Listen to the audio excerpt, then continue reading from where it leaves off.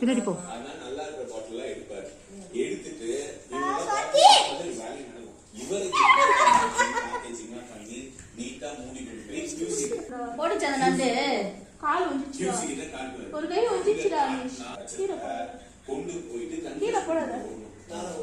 நீங்க தான் போன ஹாய் गाइस பாருங்க இவ்வளவு பெரிய நண்டு. யூசி அதெல்லாம்